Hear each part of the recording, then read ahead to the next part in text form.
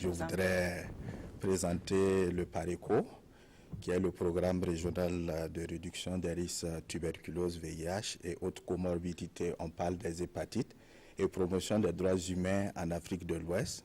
C'est un programme qui se déroule dans 5 pays de l'Afrique de l'Ouest, le Burkina, la Côte d'Ivoire, le Sénégal, la Guinée-Bissau et le Cap-Vert. Et il faut dire que ce programme a pour objectif principal d'améliorer l'accès des services de réduction de risques et promouvoir le respect des droits humains chez les consommateurs de drogues injectables. Et ce programme est mis en œuvre au Burkina Faso par l'ONG Initiative privée et communautaire qui œuvre dans le renforcement des capacités du monde communautaire depuis plus de 20 ans. Je dirais tout simplement que ce sont les problèmes de la vie courante, l'environnement dans lequel nous vivons et surtout l'environnement familial. Donc on devient toxicomane parfois dû aux pressions de la vie courante.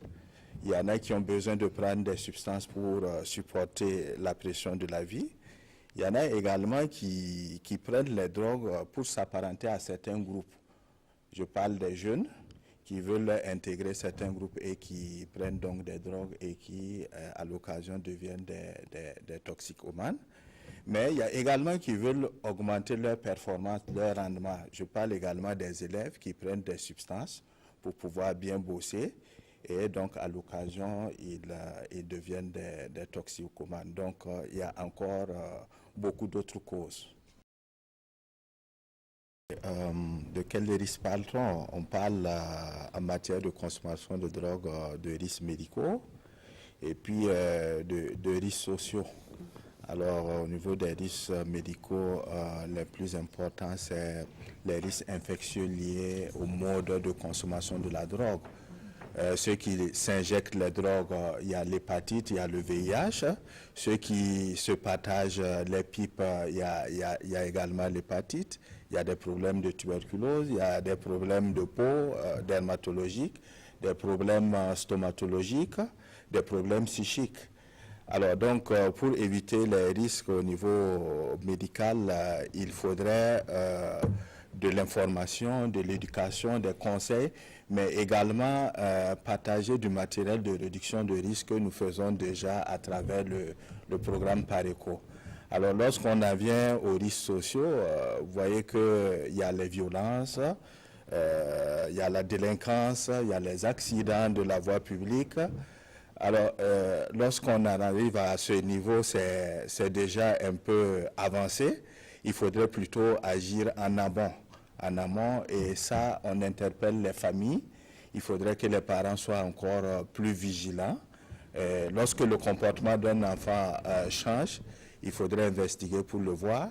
Il faut lutter également contre l'oisivité des enfants et proposer des programmes de réinsertion pour les drogués qui arrivent à s'en sortir. Quelques astuces, comme je le disais, c'est le changement de comportement de l'enfant que l'on va constater.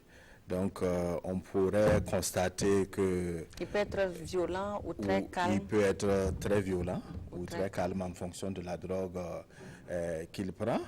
On peut constater aussi que dans la maison, il y a de l'argent qui disparaît parce qu'il en a besoin pour s'approvisionner. On peut constater aussi que il y en a qui, sous l'effet de la drogue, ils ne se lavent plus. Ils préfèrent peut-être mettre le parfum. Souvent, il s'enferme dans sa chambre, il fume là-bas et il ne veut pas que quelqu'un rentre dans sa chambre. Donc, c'est son comportement qui va mettre la puce à l'oreille. La relation entre la consommation de drogue et la folie. Alors, on sait que le professeur l'a dit tantôt, pour la même quantité de drogue, pour deux personnes différentes, les effets peuvent être différents. Donc, quelqu'un peut prendre juste une petite quantité et il développe des symptômes, il devient très violent, ça peut s'apparenter à la folie.